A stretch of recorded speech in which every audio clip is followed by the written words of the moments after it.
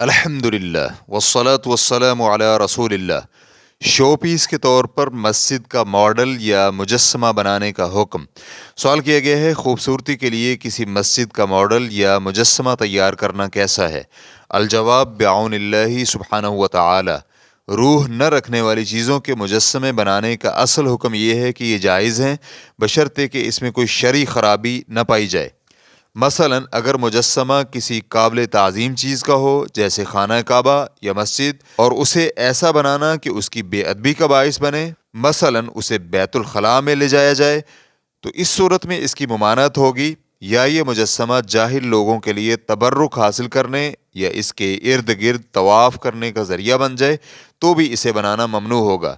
اسی وجہ سے متعدد علمی اداروں نے خانہ کعبہ کا مجسمہ بنانے کو حرام قرار دیا ہے۔ اللجنۃ الدائمہ کے فتاوی مجموعہ دوم جلد نمبر 1 صفحہ نمبر 323 میں خانہ کعبہ اور سبز گنبد کے مجسمے میڈل کی شکل میں بنانے کے بارے میں ہے کہ خانہ کعبہ اور نبی کریم صلی اللہ علیہ وآلہ وسلم کی قبر پر بنے گنبد کا مجسمہ بنانا اور ان کی تجارت کرنا جائز نہیں، کیونکہ ان کی تیاری، خرید و فروخت اور عام لوگوں میں رائج ہونا بعض ایسے امور کا ذریعہ بن سکتا ہے جس سے شرعاً بچنا لازم ہے، چنانچہ ان ممنوع امور کے اسباب کو بند کرنا ضروری ہے۔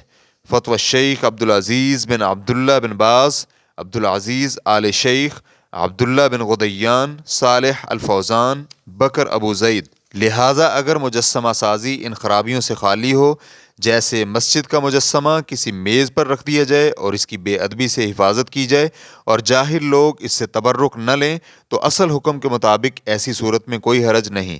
البتہ اگر اس میں اسراف یا فضول خرچی پائی جائے تو یہ ممنوع ہوگا، کیونکہ ہمیں اسراف، تبذیر یعنی فضول خرچی اور مال ضائع کرنے سے منع کیا گیا ہے۔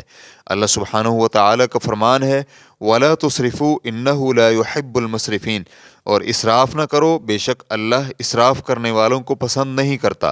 سورۃ الانعام آیت نمبر 141۔ اور اسی طرح فرمایا وَآتِ ذِي الْقُرْبَى حَقَّهُ وَالْمِسْكِينَ وَابْنَ السَّبِيلِ وَلَا تُبَذِّرْ تَبْذِيرًا ان المبذرین کانوا اخوان الشیاطین وکان الشیطان لربہ کفورا، اور رشتہ دار کو اس کا حق دو اور مسکین کو اور مسافر کو بھی، اور مال کو فضول خرچی کے ساتھ نہ اڑاؤ، بے شک فضول خرچ شیطان کے بھائی ہیں اور شیطان اپنے رب کا بڑا ناشکرا ہے۔ سورۃ الاسراء آیت نمبر 26 تا 27۔ علامہ مناوی رحمہ اللہ فیض القدیر جلد نمبر 1 صفحہ نمبر 50 میں فرماتے ہیں، اسراف یہ ہے کہ کسی چیز کو ایسی جگہ صرف کیا جائے جہاں اس کا صرف کرنا تو مناسب ہو لیکن مقدار ضرورت سے زیادہ، اور تبذیر یہ ہے کہ کسی چیز کو وہاں صرف کیا جائے جہاں اس کا صرف کرنا سراسر نامناسب ہو۔